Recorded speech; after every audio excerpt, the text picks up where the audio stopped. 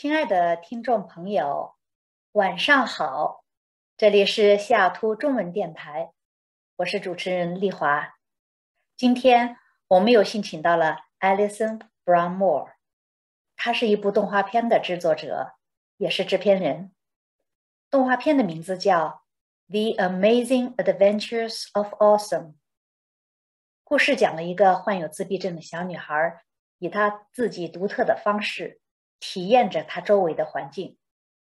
说起这个自闭症啊，在全球70多亿的人口中，一个数据显示，每1000人里就有一个自闭症患者。在发达国家，这个比例则高达1%。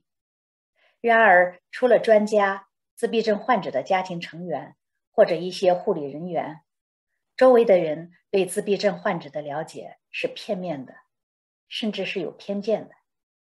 要么过于悲观，要么过于美化了他们的特殊才能，把他们标签为与众不同、自闭的、封闭的和孤独的。真正的自闭症患者和他们的世界究竟是什么样？他们与我们有什么不同的吗？今天我们有幸请到了 Allison， 一起聊一聊这部有关自闭症的这个动画片儿，而且是从一个妈妈的眼睛、妈妈的角度观察后，为我们展示了一个不一样的世界。Good afternoon, Allison. This is Li Hua from Chinese Radio Seattle. Thank you for your time of joining the interview related to your animated film. Thank you so much for having me. It's such a pleasure. Yeah. The Amazing Adventure of Autism is a hand-illustrated animated film about a young autistic girl's amazing adventure. Allison is the director, producer, and writer. Hi, Allison. Welcome to our program. Can you give us an introduction about yourself and your film? Absolutely.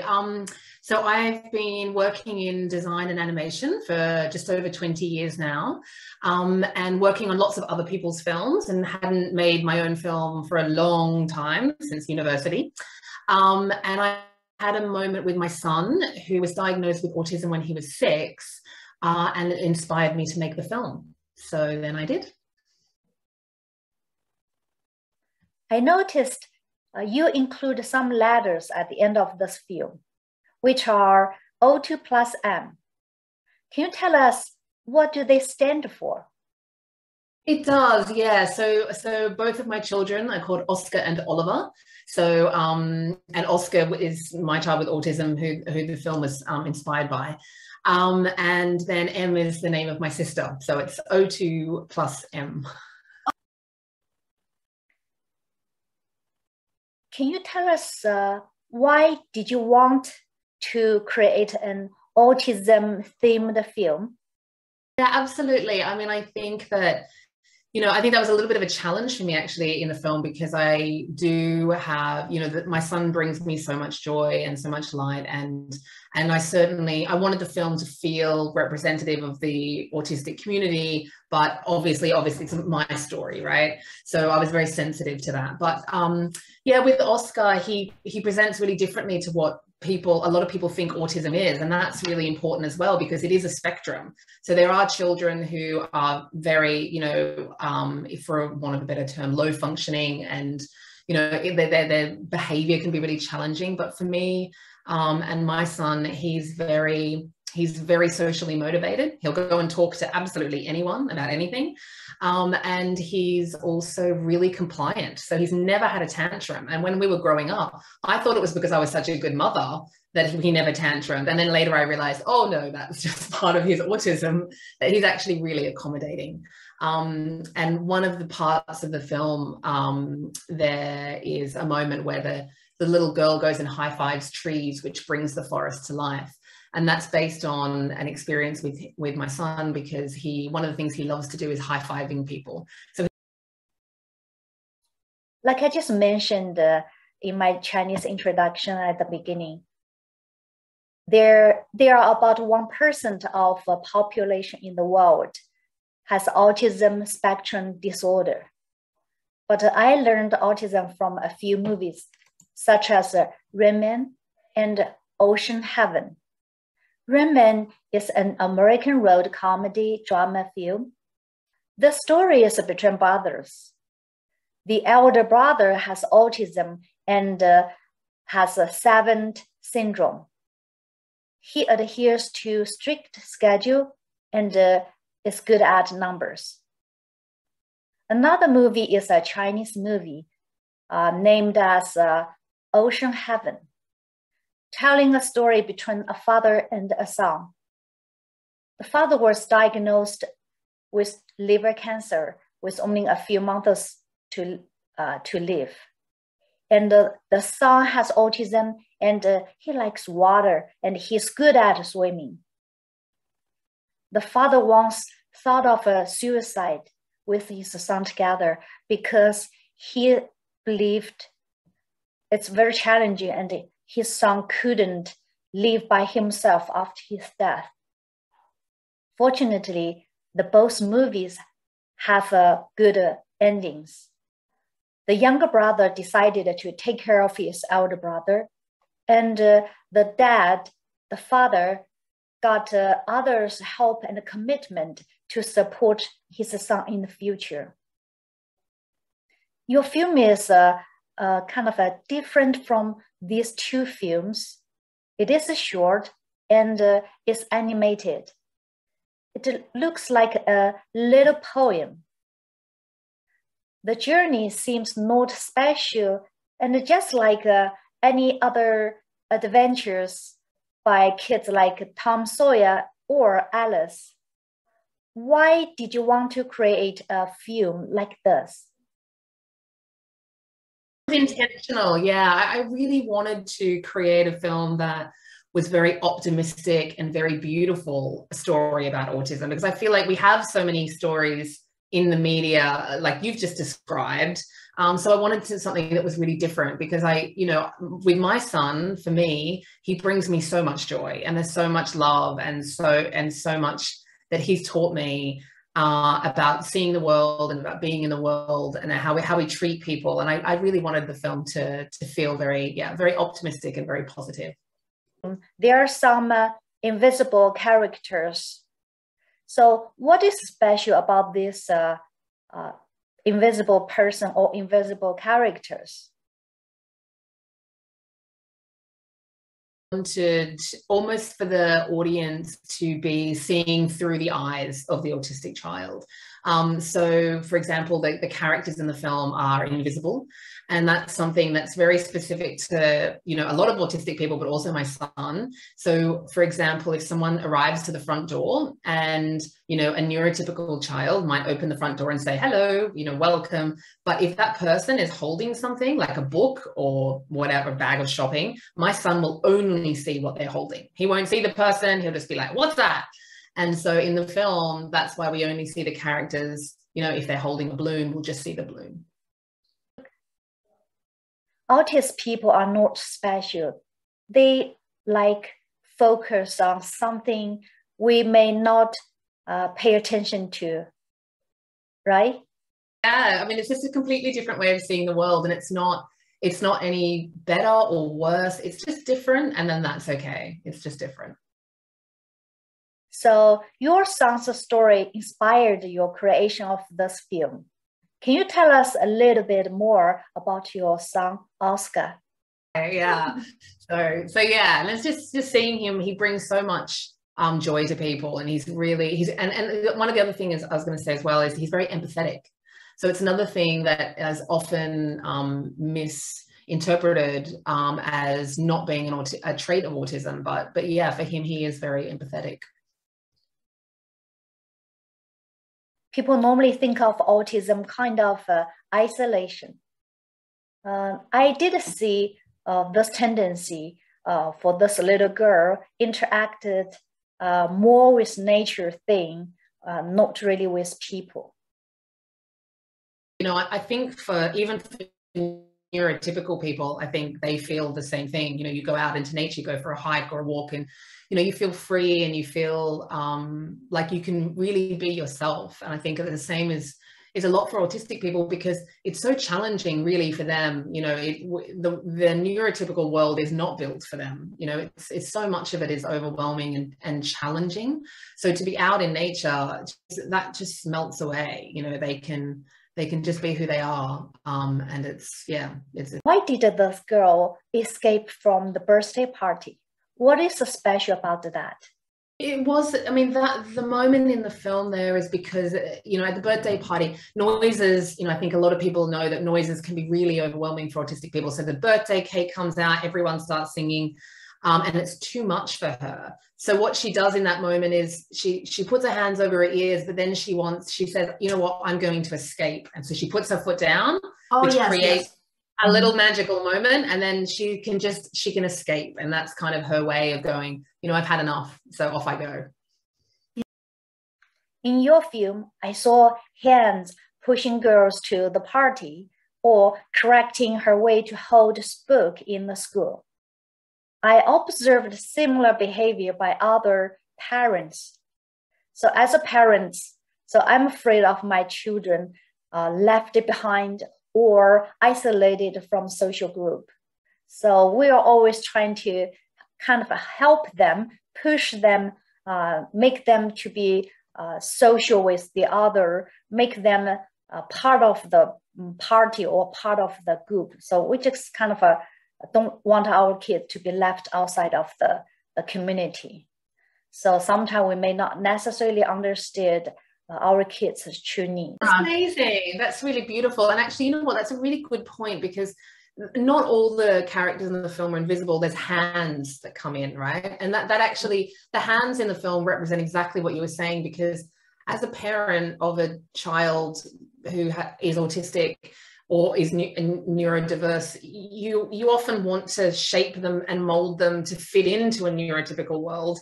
And actually that's, you know, and the little girl, you know, the hands come in and they're doing it the whole film. And then it gets to a point, the little girl says, that's enough. You know, I don't want that anymore. I'm going to decide what I do. And it took me a while as a parent to realize that I didn't have to keep trying to change him to fit into the world. And you know what? If he goes and high fives random people, then he's going to do that. And, you know, they might think he's a little strange, but so be it. You know, that's who he is.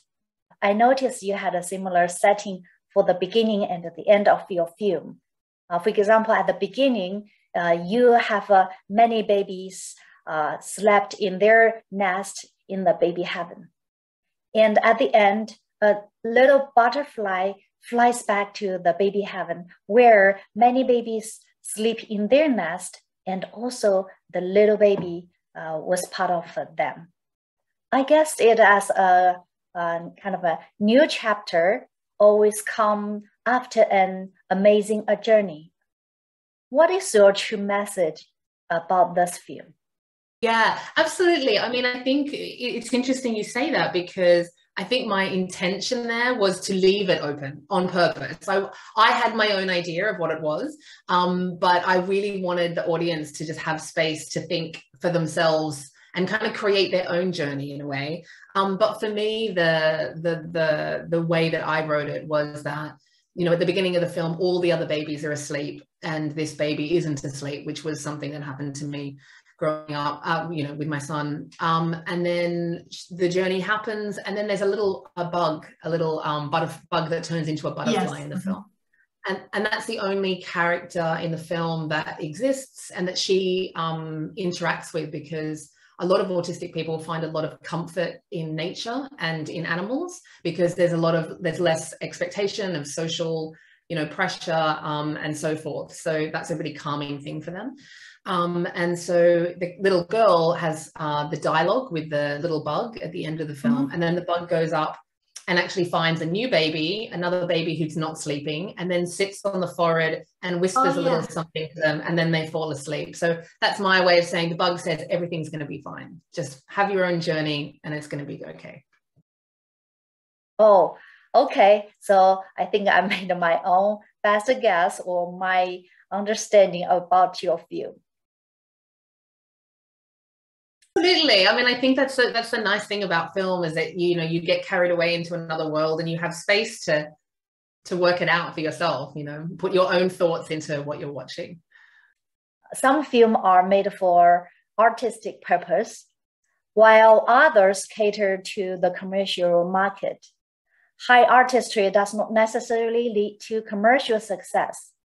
So your film is based upon your own personal experience and was inspired by your son's story, the high five story.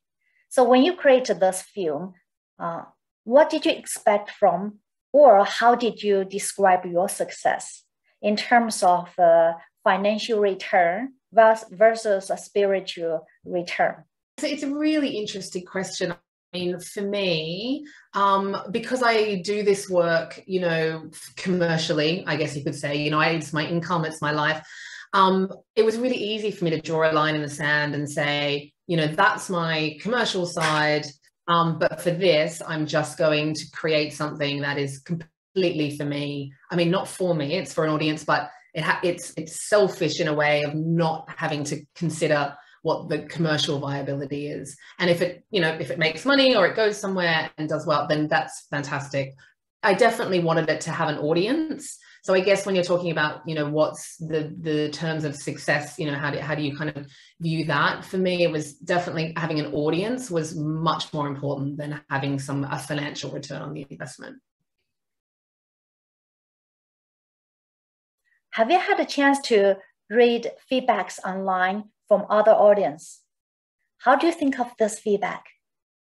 Yeah, I did. I mean, that was really interesting because, a lot of when the film came out, it was during COVID, right? So I lost the opportunity to get the live audience, and I haven't been to many festivals that we've had the live audience to hear what people said. So that was really one of my first opportunities to see what people were saying as well. And it felt a little bit scary at first that people could just say whatever they wanted on the film and it was right there.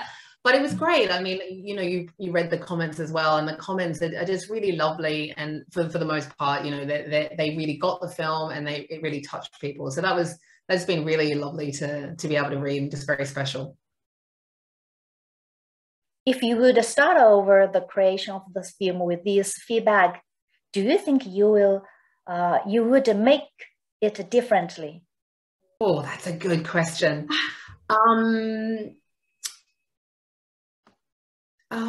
Would I do anything differently? You know what? I really don't think I would. I think that I feel like it's the exact film that it needed to be. I think that I think it's where it needs to be. Maybe I would have timed the end of the film a little bit better, because I really wanted to launch the film on World Autism Day, and I kind of missed that. So by the time I realized that I wanted to launch, it was almost a year until World Autism Day, and I was like, oh God, that's a long time. So maybe that I would change, but yeah, the film itself, I feel like it is what it is, and I think that's a good place to be. What is the takeaway you want your audience to get from your movie? Yeah, definitely. I mean, for me, I really wanted the audience to be in this world and just be enamored by it, and be going with the journey of this autistic character, this little girl, and just feel the positiveness and the optimism of her journey. I didn't want people to feel sorry for her. And I also didn't want it to feel like she was overly autistic, that it's just a beautiful little girl on a journey, and she is autistic, but here is her journey. So yeah, that's what I wanted people to take away, just a positive story about autism. These are my questions for today. Thank you for your time and sharing your story with us. Great. Well, thank you so much for having me. It's been so good talking.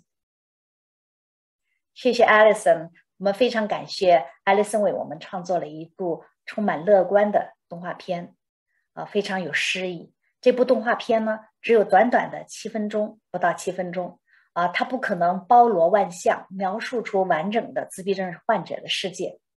那与其说这是一个自闭症女孩的探索里程，不如说这是一个有爱的母亲以自己的方式去了解和探知自闭症孩子的世界。目前我们并没有什么可以治愈自闭症的有效方法或者药物，但是不等于没有奇迹。好，今天的节目就到这里，谢谢您的收听，晚安。